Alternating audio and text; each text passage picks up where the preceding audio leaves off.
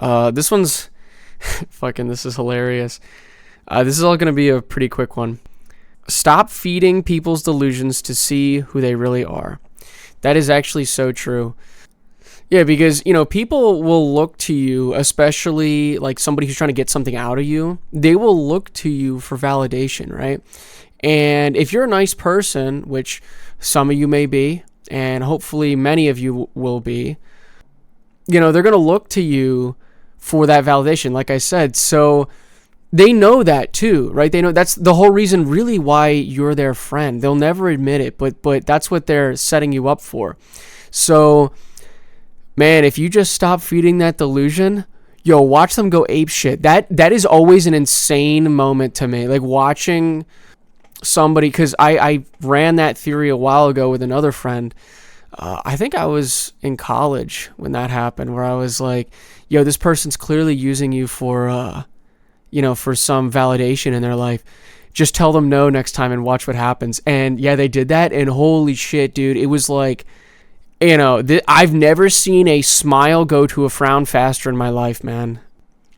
And yeah, dude, it wasn't like a brawl or anything, but yeah, I mean, they were getting pissed. So because the human emotion cannot be hidden behind a face, unless you're like maybe a psychopath. Maybe, I mean, even then, sometimes they feel anger. I know a lot of places will never say that, but they do feel anger. Oh yeah.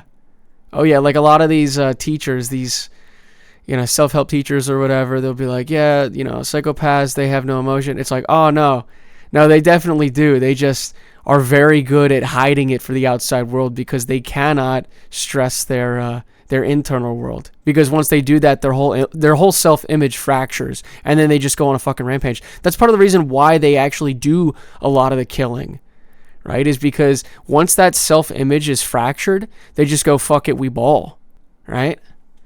Because they're just so fragile. They're very fragile people. Same with narcissists, same with sociopaths. They're all fragile people. They have no leg to stand on.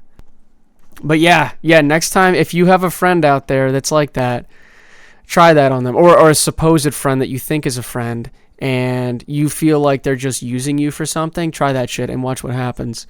You'll be surprised. Maybe you should carry a sidearm with you, or like a sword or something. I don't know if you're in a state where like you can't have a sidearm.